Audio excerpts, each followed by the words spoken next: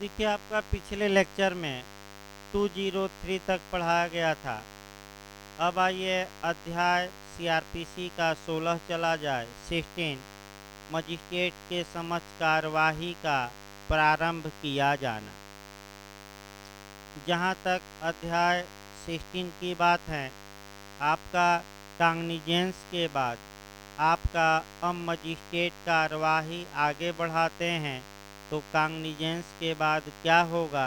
तो पहले कांग्निजेंस से कोरिलेट आपको करना है, यानी कि सीआरपीसी की धारा जो कोरिलेट करनी है 190। ध्यान से देखिए,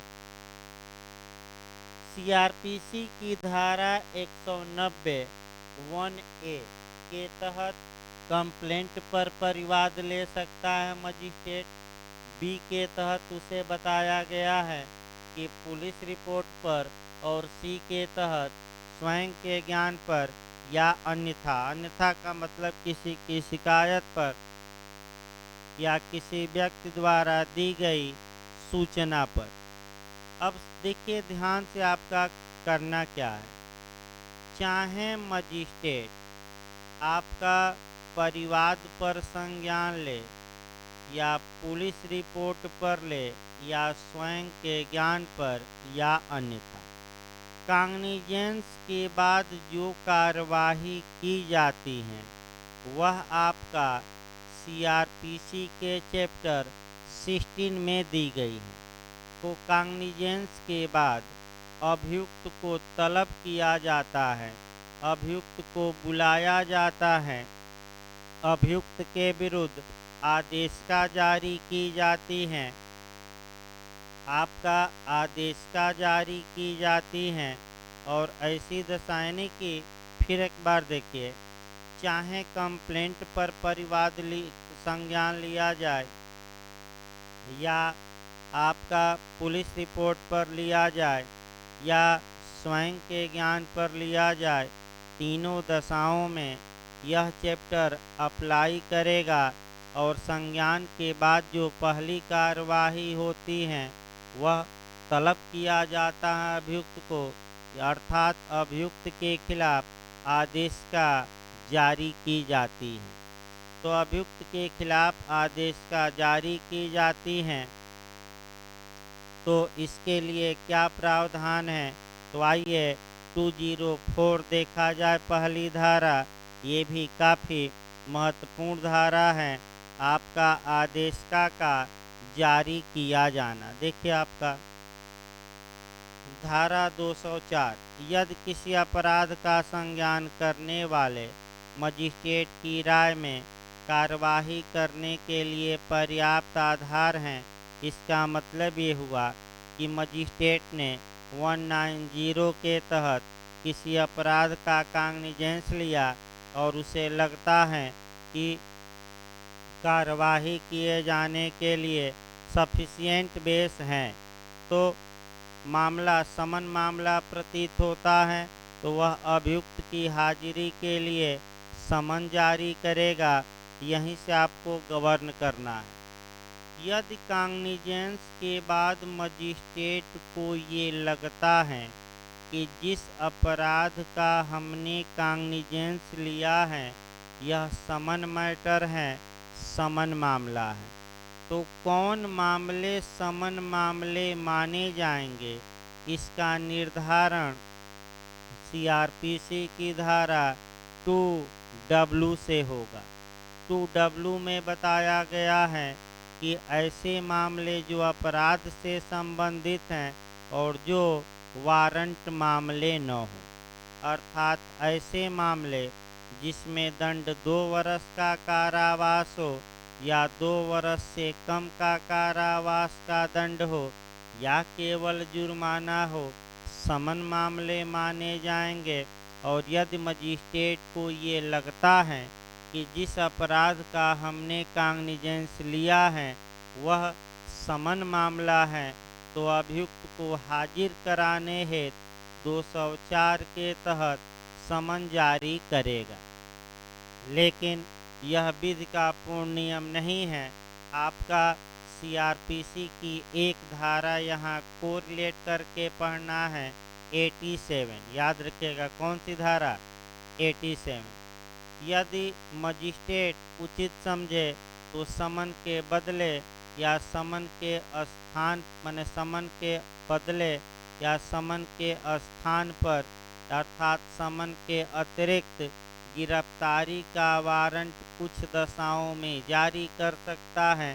तो क्वेश्चन मेंस में भी बना है, ये आपका मेंस में बना है कि उन दशाओं का वर्णन करिए जिसमें जिसमें न्यायालय समन मामलों में गिरफ्तारी का वारंट जारी कर सकता है। तो इसको शुरुआत 204 से करेंगे और जाकर अपवाद कहाँ पटकेंगे, यानी कि कहाँ ले जाएंगे, 87 में। तो 87 हमें अभी डिटेल में यहाँ नहीं देखना है। दूसरा देखिए, मामला वारंट मामला प्रतीत होता है तो वह अपने या अपनी अधिकारता अगर नहीं है या हाजिर होने के लिए वारंट या यदि ठीक समझता है तो समन जारी कर सकता है। कुल मिलाकर एक लाइन ये हुआ कि अगर मजिस्ट्रेट ने काग्निजेंस लिया 190 में, उसे लगता है कि मामला वारंट मामला है, तो अभियुक्त को स्वयं के सामने हाजिर होने या अधिकारता वाले मजिस्ट्रेट के समक्ष हाजिर होने के लिए गिरफ्तारी का वारंट जारी करेगा मजिस्ट्रेट, और उचित समझे तो वारंट मामलों में गिरफ्तारी का वारंट न जारी करके क्या जारी कर सकता है, समन। अब यहाँ क्वेश्चन नया बन सकता है कि क्या वारंट मैटर में समन जारी किया जा सकता है। तो आपका जवाब रहेगा किया जा सकता है। तो कहाँ प्रावधान है, 204 1B में। ये न्यायालय को उचित लगे तो फिर दूसरा क्वेश्चन घुमा के पूछा गया है कि क्या समन मामले में वारंट जारी किया जा सकता है। तो इसके लिए अलग सेक्शन बना है 87। और वारंट मामलों में वारंट न जारी करके न्यायालय समन जारी कर सकता है, तो ये 204 1B। अगला देखिए आपका खंड 2, अभियुक्त के विरुद्ध उपधारा 1 के अधीन। आपका अभियुक्त के विरुद्ध उपधारा 1 के अधीन तब तक कोई समन या वारंट जारी नहीं किया जाएगा जब तक अभियोजन के साक्षियों की सूची फाइल नहीं कर दी जाती है। इसका मतलब ये हुआ कि जब काग्निजेंस ले लिया गया और 204 के तहत अभियुक्त को तलब मजिस्ट्रेट कर रहा है, तो तब तक आदेश का जारी नहीं करेगा, यानी कि समन या वारंट, जब तक कि अभियोजन अपने साक्षियों की लिस्ट न दे दे कि ये क्या है, हमारे पास गवाह है। अगला तीसरा देखिए, लिखित परिवाद पर दायर कार्यवाही में उपधारा 1 के अधीन जारी किए गए प्रत्येक समन या वारंट के साथ परिवाद की एक प्रति होगी। यानी कि अगर परिवाद लिखित में किया गया था और तो समन या वारंट अभियुक्त को जारी होता है, तो उस समन या वारंट के साथ कंप्लेंट की एक कॉपी नत्थी होगी, यानी कि उसके साथ भेजी जाएगी। चौथा खंड देखिए, जब तत्समय प्रयुक्त किसी विधि के अधीन कोई आदेश का फीस या अन्य फीस संदेह है, तब कोई आदेश का तब तक नहीं जारी की जाएगी जब तक फीस नहीं दे दी जाती, और उचित समय के अंदर फीस नहीं दी जाती तो मजिस्ट्रेट परिवाद को खारिज कर सकता है। इसका मतलब ये हुआ कि अगर कानूनन समन या वारंट जारी करने के लिए फीस निर्धारित है और परिवादी फीस नहीं देता, तो उसका परिवाद खारिज कर दिया जा सकता है और 204 का उपयोग नहीं किया जाएगा, यानी कि समन या वारंट जारी ही नहीं किया जाएगा। और अंतिम आपका कह सकते हैं क्लाज हैं, इस धारा की कोई बात धारा 87 पर प्रभाव नहीं डालेगी। अभी हमने बताया, अर्थात भले ही 204 में 204 1A में कहा गया हो कि समांतर समन मामले में न्यायालय समन जारी करेगा, लेकिन इसका प्रभाव किस पर विपरीत प्रभाव नहीं पड़ेगा, 87 पर, अर्थात न्यायालय उचित समझे तो समन के बदले या समन के स्थान पर 87 के तहत गिरफ्तारी का वारंट भी जारी कर सकता है और 204 के नियम उस पर कोई विपरीत प्रभाव नहीं डालेंगे। अब आइए 205, खूब पूछा जाता है आपका, मजिस्ट्रेट का अभियुक्त को व्यक्तिगत हाजिरी से अभिमुक्ति दे सकना। देखिए यहाँ इंटरव्यू में भी क्वेश्चन बना है, हमें उस हिसाब से चलना है और इसको अच्छे से आपको तैयार भी रखना है। देखिए इंटरव्यू में कैसे क्वेश्चन बना है, तब प्री में भी बनता रहता है यहाँ से क्वेश्चन। आपका 273 उठाएंगे और इसका एक्सेप्शन लिखेंगे। जहाँ तक इसके अपवाद की बात है, 115 अपवाद हो गया, फिर आपका 205 हो गई, फिर आपका 253 हो गया, 299 हो गया और 317 मुख्य रूप से रट कर जाना है। और यहाँ आपका बिहार में कई लोगों से पूछा गया था। फिर एक बार अच्छे से देखिए, शुरुआत किया जाए भाई। देखिए आपका नेचुरल जस्टिस से उठाइएगा कि नियम 273 में है और इसका एक्सेप्शन आपका इतनी धाराओं में दिया गया है। 273 से आप उठाकर कंसेप्ट बनाइएगा, प्राकृतिक न्याय या नेचुरल जस्टिस से उठाइएगा पढ़ते समय। प्राकृतिक न्याय का यह सिद्धांत है आडि अल्ट्रम परटम, यानी कि दूसरे पक्षकार को भी सुना जाना चाहिए। तो चूंकि एक पक्षकार परिवादी या अभियोजन होता है और दूसरा पक्षकार अभियुक्त होता है, अतः अभियुक्त को बिना सुने कोई फैसला मजिस्ट्रेट या न्यायालय न सुनाए। तो अभियुक्त को सुना तभी जाएगा जब अभियुक्त कोर्ट में हाजिर हो, यानी कि इससे एक और नियम निकला कि किसी के पीठ पीछे कोई साक्ष्य नहीं लिया जाएगा, यानी कि अभियुक्त के पीठ पीछे कोई एविडेंस नहीं लिया जाएगा। ये मेंस में आ चुका है क्वेश्चन, इंटरव्यू में भी। अर्थात 273 इस बात को स्पष्ट बताती है कि किसी अभियुक्त व्यक्ति के विरुद्ध जांच या विचारण में प्रत्येक साक्ष्य अभियुक्त की उपस्थिति में लिया जाएगा। फिर एक बार देखिए, किसी अभियुक्त व्यक्ति के विरुद्ध इंक्वायरी और ट्रायल में प्रत्येक साक्ष्य अभियुक्त की उपस्थिति में लिया जाएगा। ये नेचुरल जस्टिस का नियम है और कहाँ समाहित है, रट कर जाइएगा 273। लेकिन ये विधि का पूर्ण नियम नहीं है, एब्सोल्यूट रूल नहीं है, इसका एक्सेप्शन है, अपवाद है। अपवाद का मतलब ये हुआ कि ऐसी कंडीशन कुछ सीआरपीसी में है जहां की अभियुक्त की अनुपस्थिति में भी अभियुक्त के विरुद्ध एविडेंस लिया जा सकता है। ये कंडीशन किन किन धाराओं में है, पहले सेक्शन तैयार रखने हैं और उसके बाद सेक्शन के अंदर से भी इंटरव्यू में पूछा है, तो एक एक लाइन बता दिया जाए। 115, जब आपका परिशांति के लिए या सदाचार के लिए प्रतिभूति मांगी जाती है और जांच करता है न्याय, तो ऐसी दशा में कार्यपालक मजिस्ट्रेट चाहें तो आपका ऐसे व्यक्ति को पर्सनल अपीयरेंस से छूट दे सकता है। कौन सी धारा, आपका 115। दूसरा 205 अभी हम बताएंगे ही कि पर्सनल अपीयरेंस से छूट अभी हम बताएंगे। तीसरा 253 205 से ही जुड़ी है, इसको भी बता 206 से जुड़ी है, यानी कि छोटे मामलों में आपका 299 और 317 से ज़्यादा क्वेश्चन बने हैं।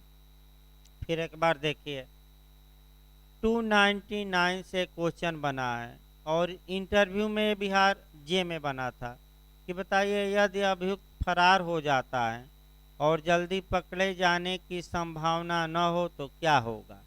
तो आप बताएंगे कि 299 में प्रावधान है कि ऐसी दशा में न्यायालय अभियुक्त की अनुपस्थिति में ही अभियुक्त के विरुद्ध साक्ष्य ले सकता है, यानी कि जांच और विचारण आगे बढ़ा दे। कौन सी धारा है 299, एक लाइन का जवाब। इसके बाद आपका 317 भी तैयार रखना, एक लाइन केवल। यदि अभियुक्त न्यायिक कार्यवाही में बार बार विघ्न डालता है, एक बार नहीं बार बार विघ्न डालता है, तो उसे पर्सनल अपीयरेंस से क्या किया जा सकता है, छूट, और उसके अधिवक्ता की उपस्थिति में एविडेंस लिया जा सकता है। आइए 205 देखा जाए, ये सब धाराएं आगे डिटेल में हमें पढ़ना भी है। देखिए 205 भाई, मजिस्ट्रेट का अभियुक्त को पर्सनल अपीयरेंस से अभिमुक्ति या छूट दे सकना। देखिए आपका जब कभी कोई मजिस्ट्रेट समन जारी करता है तब यदि उसे ऐसा करने का कारण प्रतीत होता है तो वह अभियुक्त को व्यक्तिगत हाजिरी से अभिमुक्त कर सकता है और अपने प्लीडर द्वारा हाजिर होने की अनुज्ञा दे सकता है। यानी कि ये किस मामले में होगा, जिसमें अभियुक्त के खिलाफ समन जारी किया गया हो कि वारंट की दोनों, ये क्वेश्चन बन सकता है। तो किस मामले में केवल होगा, जहां अभियुक्त के विरुद्ध क्या जारी किया गया हो, समन, यानी कि वारंट मामलों में ऐसा प्रावधान नहीं है। ये पहला नियम याद रखिए, किसमें केवल लागू होगा, जिसमें क्या जारी किया गया हो, शॉर्टकट में लिखना है समन। लेकिन बाद में जब भी मजिस्ट्रेट चाहें अभिमुक्ति को रद्द कर सकता है और ऐसे व्यक्ति को तलब कर सकता है। 1,02 में है, यानी कि आपका कह सकते हैं कि अभियुक्त को ये छूट समाप्त करके बुला सकता है, ये नहीं कि हमेशा के लिए छूट है। 206 आइए, छोटे मामलों में अपराधों के मामले में विशेष समन। ये क्वेश्चन आपका बिहार में इंटरव्यू में पूछा गया है कि स्पेशल समन क्या होता है और कब इशू किया जाता है। भाई सतर्क रहना है। तो स्पेशल समन क्या होता है, कोई पूछे कब इशू किया जाता है, किस सेक्शन के तहत इशू होता है। अगर ऐसा आपका क्वेश्चन आए तो 3 एंगल से मैं केवल बता रहा हूँ। पहला, स्पेशल समन जारी किस सेक्शन के तहत होता है, तो आपका क्या जवाब रहेगा, 206 पहला स्पेशल समन। फिर एक बार देखिए, विशेष समन किस सेक्शन के तहत जारी किया जाता है, तो 206 के तहत। दूसरा आपका ये पूछा जाता है कि आखिर स्पेशल समन किन मामलों में, तो छोटे मामलों में, यानी कि पेटी ऑफेंस में। पेटी ऑफेंस में बताइएगा कि छोटे मामलों में, पेटी ऑफेंस में। तीसरा क्वेश्चन आइए, पेटी ऑफेंस कौन होते हैं, तो आप ये बताइएगा, ऐसा अपराध जिसमें केवल जुर्माने का दंड हो और रकम 1,000 रुपये से अनधिक हो। 1,000 रुपये से अनधिक का मतलब या तो 1,000 रुपया या उससे कम का जुर्माना हो। फिर आपका याद रखिएगा, पेटी ऑफेंस पूछा गया है, कितना जुर्माना, 1,000 रुपये से अनधिक। अनधिक माने अधिक नहीं। पहले ये रकम 100 रुपया थी और 2005 में संशोधन करके इसे 1,000 किया गया। याद रखिएगा आपका एक पॉइंट और बचा भी, मुख्य पॉइंट। स्पेशल आपका समन क्या होता है, विशेष समन क्या होता है, इसे अपनी भाषा में समझना है। देखिए कैसे समझेंगे। जब न्यायालय किसी अभियुक्त के विरुद्ध समन जारी करता है और ये निर्देशित करता है कि यदि अभियुक्त अपना अपराध स्वीकार कर ले और समन में वर्णित रकम स्वयं या प्लीडर द्वारा भेजवा दे, तो ऐसी दशा में इसी को स्पेशल समन कहा जाता है। यानी कि समन तो न्यायालय ने जारी किया, लेकिन ये कहा कि जो ये समन में रकम का उल्लेख है ये आप स्वयं या प्लीडर द्वारा भेजवा दीजिए। मैंने भेजने जमा करने का निर्देश देता है। इसी को हम क्या कहते हैं, स्पेशल समन। ऐसी दशा में अभियुक्त की अनुपस्थिति में ही न्यायालय 253 के तहत अभियुक्त को दोष सिद्ध कर सकता है। तो कौन सी धारा जोड़ेंगे, 253 जोड़कर पढ़िएगा। 206 से कौन सी धारा जोड़नी है, 253। इस बार बिहार में जे में आया था ना, जे में आया था कि एपीओ में, जे में आया था, एपीओ में है, जे में इस बार आया भी था 253। आइए अब 207 आपका एक लाइन का है। यदि पुलिस रिपोर्ट पर दायर मामला है तो अभियुक्त को कुछ दस्तावेज दिए जाएंगे, सीडी नहीं दी जाएगी। केस डायरी के अलावा कुछ दस्तावेज मजिस्ट्रेट देंगे। और यदि परिवाद या स्वयं के ज्ञान पर दायर मामला है तो 208 के तहत कुछ दस्तावेज अभियुक्त को दिए जाते हैं। ये भी नेचुरल जस्टिस का ही प्रावधान है कि अभियुक्त को पहले ही बता दिया जाए कि आपके खिलाफ किसने क्या क्या बयान दिया है, ताकि वह अपना अच्छे से क्या कर सके, बचाव। एक लाइन आपका 209 महत्वपूर्ण है। इसके बाद 209 अति महत्वपूर्ण है। 210 से इंटरव्यू में, 209 से इंटरव्यू में। आइए आपका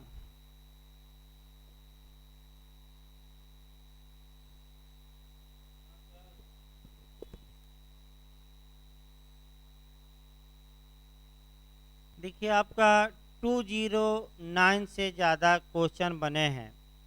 आपका जब भी 209 पढ़िएगा तो सतर्क होकर कम से कम आपका कुछ धाराएं पढ़ना है। देखिए कहाँ कहाँ से आपका कोरिलेट करना है। इसको पढ़ते समय आपका तमाम बिंदुओं को देखना है। 193 को कवर करना है, यानी कि 193 को। फिर आपका जो कवर करना है 193 से आपका 209 को भी कवर करना है। इसी के साथ आपका जो कवर करना है सीआरपीसी की धारा 199 का क्लास 2 को और सीआरपीसी की धारा 344 को। इसी के साथ 190 को भी कवर कर लेना है। एक और कौन सा, 190। इसी के साथ और पढ़ना चाहते हैं तो सेक्शन 28 और 29 को भी कवर कर सकते हैं। पहले कंसेप्ट बनाइए तब डायरेक्ट शुरू किया जाएगा भाई, क्योंकि मेन आपका कंसेप्ट ही है। देखिए आपका कॉग्निजेंस और ट्रायल, यानी कि संज्ञान और विचारण का जो मामला है ये अलग अलग है। संज्ञान से न तो विचारण का भी मतलब नहीं है और विचारण का संज्ञान से भी मतलब नहीं है। यानी कि संज्ञान वह मने संज्ञान का जो दिया गया है प्रावधान सीआरपीसी में, भले ही मजिस्ट्रेट को उस अपराध के लिए दंड देने की क्षमता न हो, ट्रायल की क्षमता न हो, फिर भी सामान्यतः प्रथम वर्ग न्यायिक मजिस्ट्रेट को लगभग सभी अपराधों के काग्निजेंस की अधिकारता दी गई है, यानी कि काग्निजेंस अलग और ट्रायल अलग, पहला नियम। दूसरा नियम उठाया जाए, सीआरपीसी की धारा 190 के तहत सामान्यतः काग्निजेंस लेने का जो पावर दिया गया है या सीआरपीसी के तहत जिसे अथराइज किया गया है वह फर्स्ट क्लास जुडिशियल मजिस्ट्रेट है। लेकिन प्रथम वर्ग न्यायिक मजिस्ट्रेट किसी भी अपराध का संज्ञान ले लेता है, लेकिन सेक्शन 29 में उसे दंड देने की कितनी क्षमता होगी ये बताया गया है। तो प्रथम वर्ग न्यायिक मजिस्ट्रेट कितनी सज़ा दे सकता है, तो आपका कह सकते हैं कि 3 वर्ष तक का कारावास और जुर्माना 10,000। अब मान लीजिए कि आपका हत्या का अपराध था, प्रथम वर्ग न्यायिक मजिस्ट्रेट ने काग्निजेंस लिया 190 में, और जब आगे बढ़ा तो देखा कि इस मामले में दंड तो मृत्युदंड या आजीवन कारावास है और ये मामला पूर्ण रूप से केवल और केवल अनन्यतः किसके द्वारा ट्रायल योग्य है, कोर्ट ऑफ सेशन। तो ऐसी दशा में मजिस्ट्रेट उस मामले को सुपुर्द कर देता है, कमिट कर देता है, उपार्पण कर देता है। किस सेक्शन के तहत? 209 के तहत किसको उपार्पण कर देता है? तो आपका जवाब रहेगा कोर्ट ऑफ सेशन को। अब समस्या दूसरी आइए, जो कोर्ट ऑफ सेशन है, सत्र न्यायालय सामान्यतः सीधे किसी मामले का काग्निजेंस नहीं लेता, सीधे मामला का संज्ञान नहीं लेता जब तक कि मामला मजिस्ट्रेट द्वारा उसे कमिट न किया गया हो। ये स्पष्ट रूप से आपका 193 में बताया गया है। फिर एक बार देखिए, सामान्यतः सत्र न्यायालय सीधे किसी मामले का संज्ञान नहीं लेता जब तक कि मामला उसे सुपुर्द न कर दिया गया हो, यानी कि सत्र न्यायालय तब अवगत होता है मामले से जब मजिस्ट्रेट द्वारा उसे मामला क्या किया जाता है, कमिट किया जाता है। लेकिन यह इंटरव्यू का क्वेश्चन है, क्या इसका एक्सेप्शन है? तो आप एक्सेप्शन बताएंगे, रट कर जाएंगे। कितने एक्सेप्शन हैं? 2। कौन कौन? एक धारा, अगर मामला कहाँ गवर्न हो जाए, 199 के किस खंड के तहत? 2। और यदि मामला कहाँ आ जाए, 344। तो अगर कुछ विशिष्ट व्यक्तियों की मानहानि हुई है तब सत्र न्यायालय सीधे संज्ञान लेता है, और मिथ्या साक्ष्य देने या गढ़ने के मामले में भी कोर्ट ऑफ सेशन सीधे संज्ञान लेता है। यानी कि 2 मामले याद करके जाइए। 100 देखिए आपका कहाँ कहाँ से कोरिलेट करके पढ़ना है, फिर मैं बता दूं लास्ट में। 190 पढ़ेंगे, 29 पढ़ेंगे, 193, 209, 199 का क्लास 2 और 344। तो आपका अगला क्लास कल चलेगा। धन्यवाद। यानी कि 209 से थोड़ा टेक्निकल हैं, दोनों धाराएं 209 210। तो ये कल, उसके बाद आपका चार्ज आ जाएगा, यानी कि कल से आरोप शुरू हो जाएगा। धन्यवाद।